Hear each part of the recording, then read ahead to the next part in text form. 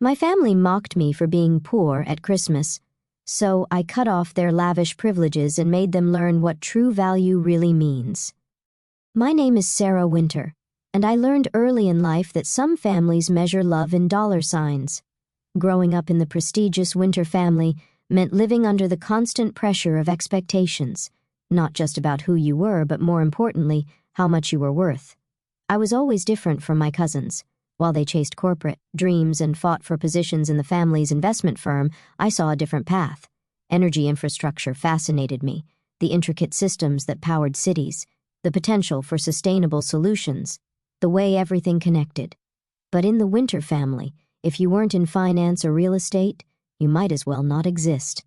"Another crazy idea, Sarah," my cousin Marcus would say, his voice dripping with condescension whenever I tried to explain my passion for renewable energy. I suppose someone has to read electric meters for a living. The annual Winter family Christmas gathering was always a parade of wealth and achievements. This year was no different as we gathered at Uncle Philip's mansion, a sprawling estate that screamed old money and privilege. The 20-foot Christmas tree in the foyer dripped with ornaments worth more than most people's cars. Aunt Victoria stood by the fireplace, her diamond tennis bracelet catching the light as she gestured with her wine glass. "Did you hear about Marcus? Just closed a $50 million real estate deal, following right in his father's footsteps." Her eyes slid to me sharp with disapproval. "And Sarah, are you still doing that? What was it again? Something with power plants?" I took a slow sip of wine, remembering the contracts sitting on my desk at home, contracts they knew nothing about. "Yes, Aunt Victoria, still working in energy." My cousin Olivia, fresh from her promotion to vice president at Winter Investment Group, snickered. "God, Sarah, don't you get tired of being the family charity case? Even the cleaning lady drives a better car than you." I glanced out the window at my modest Honda Civic parked among the Mercedes and BMWs. They had no idea that I chose to keep driving it even after Winter Peak Holdings, my company, had acquired its fourth power utility. "Speaking of charity," Uncle Philip's voice boomed across the room as he joined our little circle, "it's time for the gift exchange. Though, Sarah dear, if you couldn't afford to participate this year, we understand." The room fell quiet as everyone turned to look at me. This was their favorite part, the annual ritual of expensive gifts that served as a measuring stick of success. I watched as Olivia unwrapped a Cartier watch from Marcus, while Aunt Victoria exclaimed over a first-class vacation package from her husband. When it was my turn, I handed out simple cards to each family member. "It's not much," I said softly, playing my role. "Just something small to show I care." Marcus barely glanced at his card before tossing it aside. "How thoughtful a card. Maybe next year you can afford actual presents." I saw my card flutter into the wastepaper basket, and something inside me hardened. They had no idea that those cards contained information that would become very relevant very soon. You see, while they were busy mocking my career choices, I had been quietly building an empire. Winter Peak Holdings now controlled power utilities across 3 states. Tomorrow, the announcement would go public. We had just acquired Evergreen Energy, the company that supplied power to this very mansion. And with that acquisition came something interesting. The discovery that the Winter family's various properties had been grossly underpaying for electricity through a fraudulent billing scheme orchestrated by Uncle Philip himself. I excused myself early from the gathering, citing work obligations. "Of course, you have to leave," Olivia called after me. "Those electric meters won't read themselves."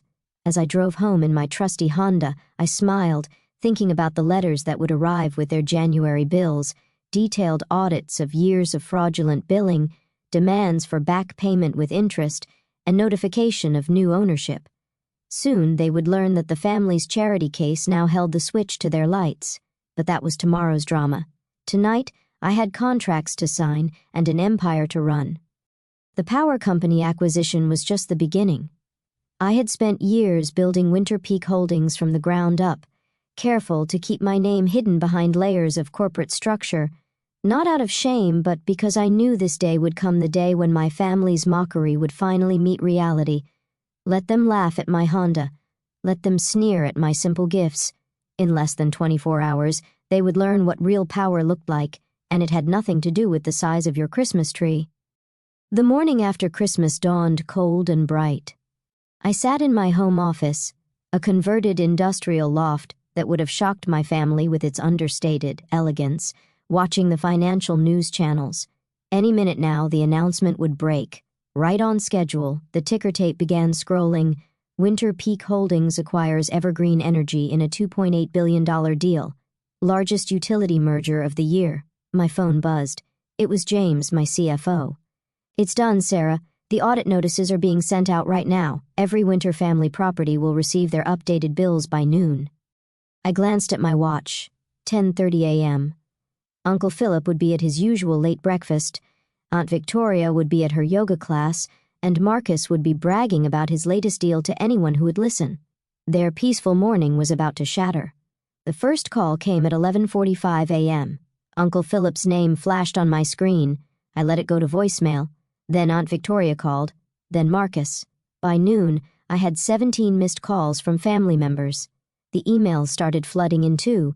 Urgent, regarding Evergreen Energy bill, need to discuss power company situation immediately. What is the meaning of this outrageous bill? I opened Uncle Philip's email first.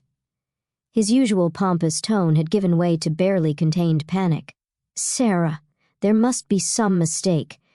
We just received a bill from Evergreen Energy, now apparently Winter Peak Holdings, claiming we owe $847,000 in unpaid utilities and penalties.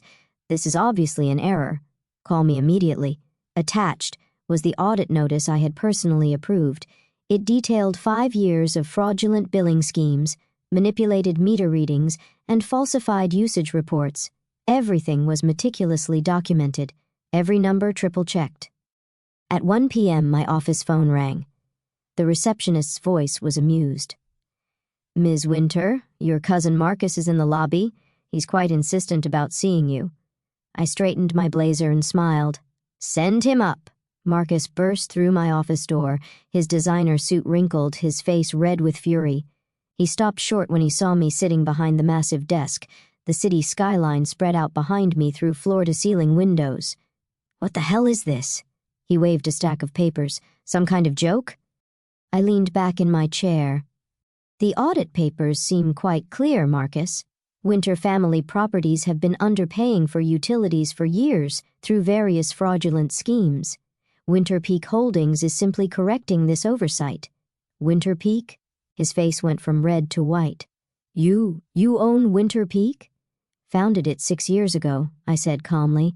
Built it from the ground up while you were all laughing at my career choices.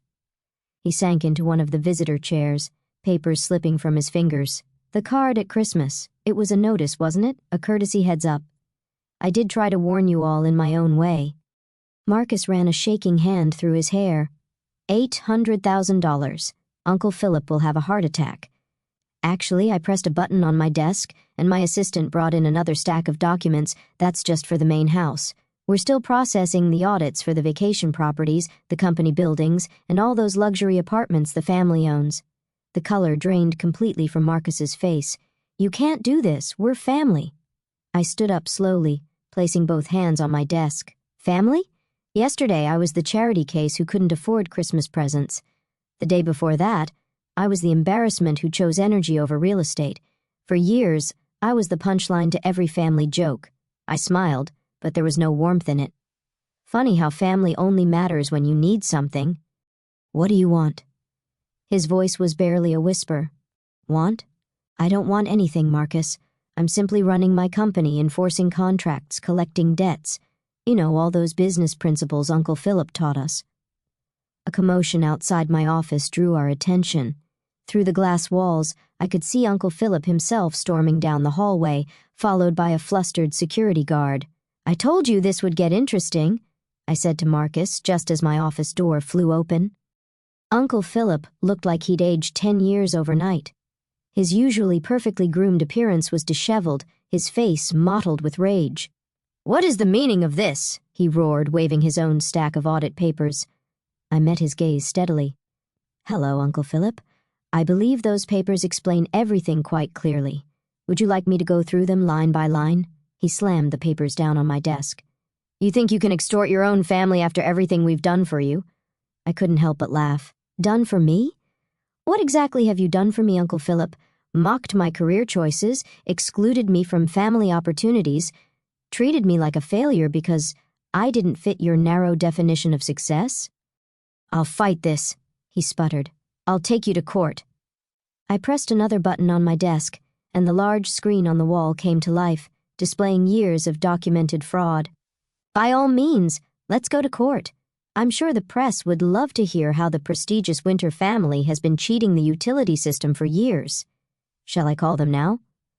The fight seemed to drain out of him all at once. He collapsed into a chair next to Marcus, looking suddenly old and defeated. The total amount due, including penalties and interest, comes to just over $4.2 million for all Winter family properties, I said, my voice professionally pleasant. You have 30 days to pay in full, or will be forced to discontinue service. And before you think of switching providers, Winter Peak Holdings now controls all power utilities in the tri-state area.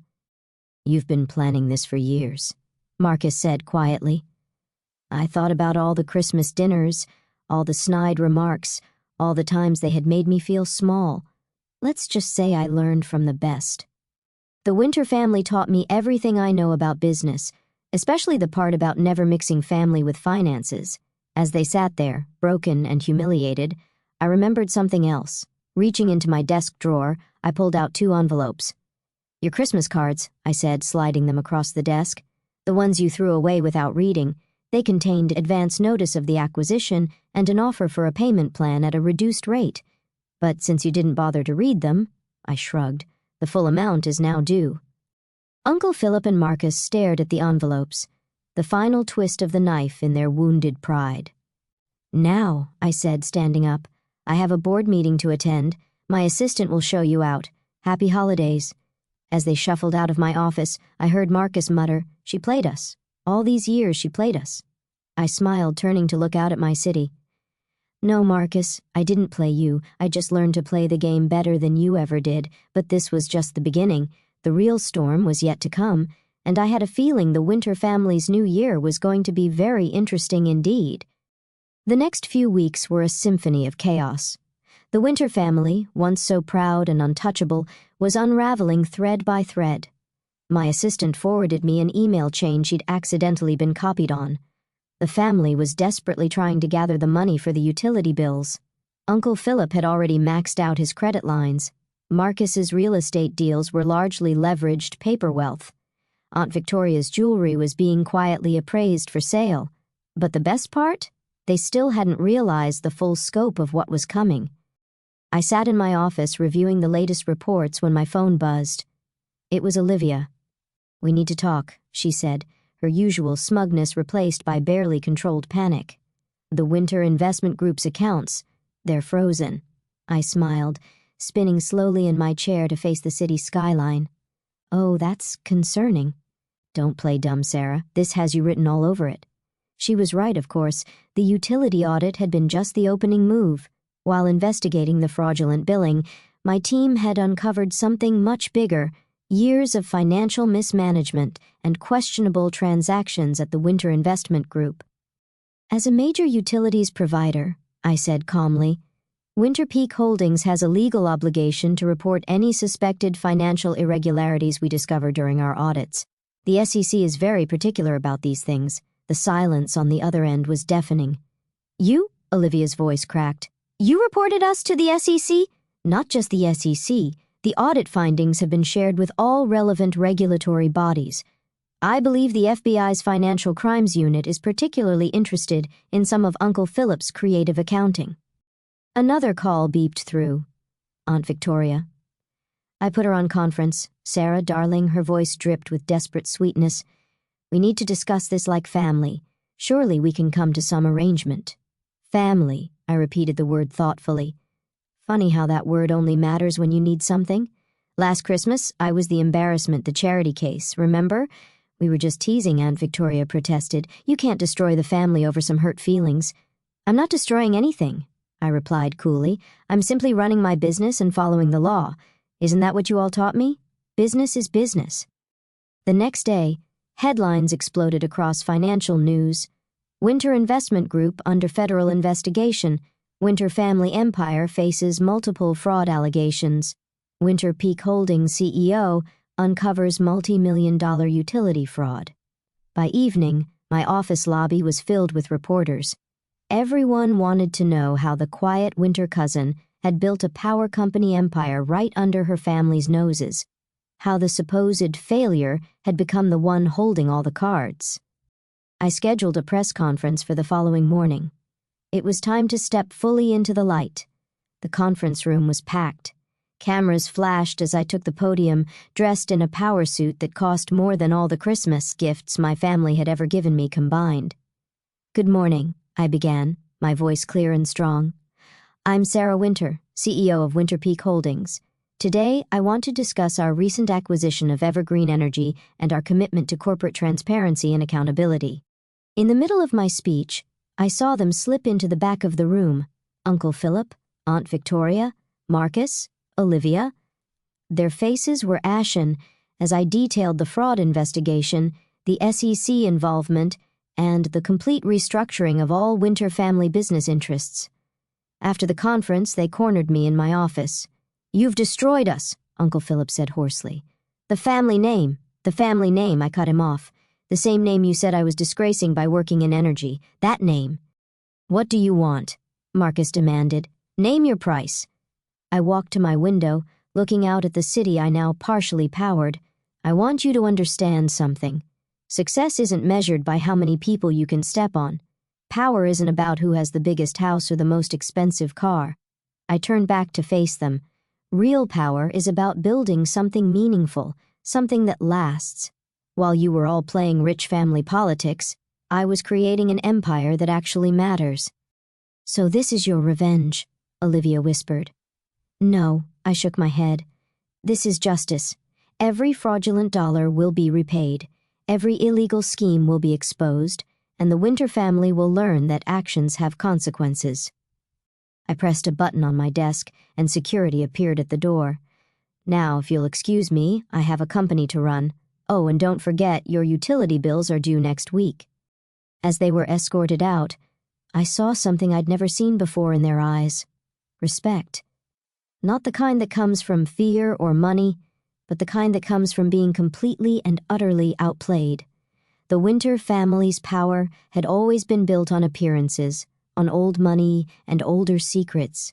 But real power, that comes from being underestimated, from being patient, from building something true while others laugh at your dreams. 1 year later, I hosted the family Christmas dinner in my penthouse apartment. The same relatives who once mocked my Honda now arrived in modest cars, their designer clothes replaced by department store brands. The Winter Investment Group had been dissolved. Uncle Philip was facing criminal charges, and the family fortune had been largely wiped out by fines and restitution payments. But something else had changed too. The sneers were gone, replaced by genuine conversations. The boasting had given way to honest discussions about rebuilding, about learning from mistakes. As I stood at my window, watching the city lights twinkle, lights powered by my company, Olivia approached me. "I never apologized," she said quietly, "for all those years of everything." I smiled, thinking of that last Christmas when they'd called me poor. "You know what the funny thing is? I never wanted their money or their approval. I just wanted them to see me, really see me." "We see you now," she said softly. "Yes," I agreed, watching my family gather around my Christmas tree, humbled and perhaps finally real. "Yes, you do." I raised my glass, thinking about power. Not the kind that flows through electrical lines, but the kind that flows through truth, through justice, through standing up for yourself, even when no one believes in you. "Merry Christmas," I said to my chastened family. "May your holidays be bright." After all, I smiled, remembering all those years of mockery. I'm the one keeping the lights on.